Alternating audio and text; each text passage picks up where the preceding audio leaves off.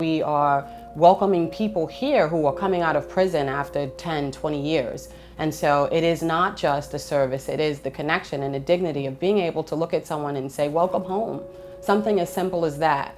To see people and to see what they can be if we only did our part. And just imagining that and understanding that the dignity of the human person and that experience is what changes lives. Our dining room is no longer some place where people come and they sit at sort of cafeteria style tables and they use a tray and they use plastic forks.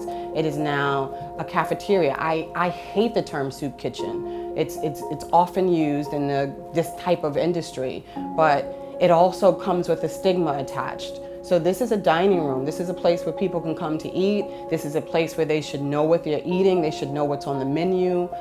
There's music. There are plates and cups and silverware, things that help people to feel a sense of normalcy, because that's what's important to bring back. If you can make people feel like, oh, I remember what it was like to go to a restaurant.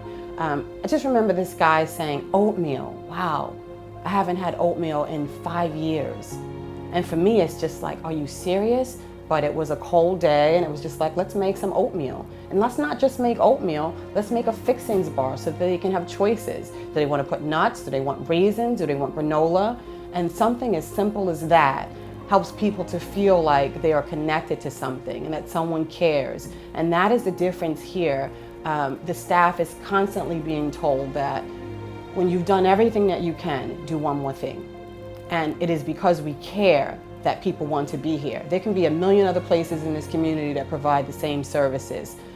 The thing that I think is going to separate us is the care that we give, the respect, the dignity, the kindness, and then to getting to know people on an individual level. And boy, is that hard, because people don't open up immediately.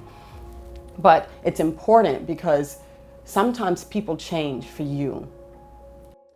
I think the most important thing that I've seen over the past 5 years is that people need hope. And that's something that we do really well here at LifeNet for Families. I also see that there are plenty of opportunities for us as a community to really wrap our hands around the individual. And often we're focusing on the overall problem.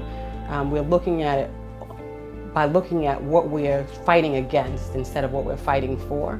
And so over these past 5 years, we've slowly changed the way that we look at it. We've moved from providing services to identifying programs that help people to change their lives, that lead to self-sufficiency.